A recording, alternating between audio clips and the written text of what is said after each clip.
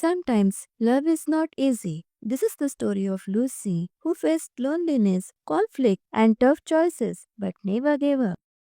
My name is Lucy Parker. I was 26 years old when I met Ethan Miller, the man who changed my life forever. It happened on a warm summer evening at my friend's wedding in a small town called Brookfield. The town was quiet and green, with tall trees and soft lights everywhere. Music played gently, and people laughed and danced around the garden. I was standing near the flowers, watching everyone, when I saw him. He stood across the garden in a blue suit. He looked calm and kind. For a moment our eyes met. My heart beat faster. I did not know why, but something about him felt safe. After some time, he walked toward me and smiled. "Hi," he said softly. "My name is Ethan." "I'm Lucy," I replied. We started talking. Minutes turned into hours.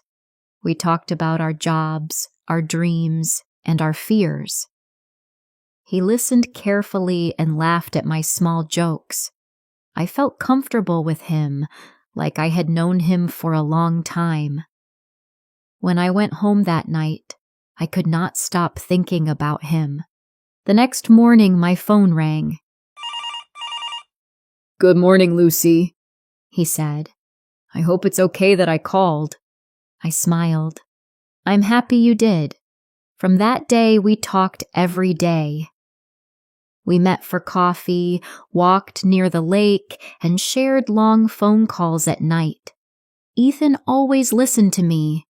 He made me feel important. Slowly, I fell in love. One evening, we were walking in the park near the river. The sun was low, and the sky was soft pink. Ethan stopped walking. He took my hand and looked nervous. "Lucy," he said, "you are my home. I want to spend my life with you. Will you marry me?" Tears filled my eyes. "Yes," I whispered, "I will." We married a few months later. It was a small wedding with close family and friends. I wore a simple white dress. I felt happy and peaceful. I believed our life would be full of love. But after the wedding, things slowly changed. Ethan's mother, Mrs. Miller, lived close to us. She came to our house almost every day. She did not call before coming. "Ethan, eat this," she said. "Ethan, wear warm clothes. Ethan, sleep early." She spoke to him like he was still a child. She rarely spoke to me. When she did, her words were cold. One day, she said with a strange smile, "Lucy, you are lucky. Many women wanted my son." I stayed quiet, but my heart hurt. Ethan always listened to her. When I spoke, he stayed silent. Slowly, I felt like I did not belong in my own home. Ethan started coming home late. "Where were you?"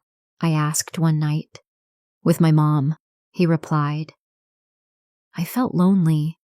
Even though I was married, I felt alone. One evening, I gathered my courage. "Ethan," I said softly, "I feel sad all the time. Your mother is always here. I feel like you are far from me." He sighed. "Lucy, you think too much," he said. "She is just helping." That night, I cried quietly in bed. Weeks passed with arguments and silence. One night, after a big fight, I packed my bag. I decided to leave, but the next morning, I felt sick and weak. My hands were shaking. I bought a pregnancy test. When I saw the result, I sat down and cried. I was pregnant. A small life was growing inside me. I felt fear and hope together. This baby is my last hope. I whispered. I decided to stay.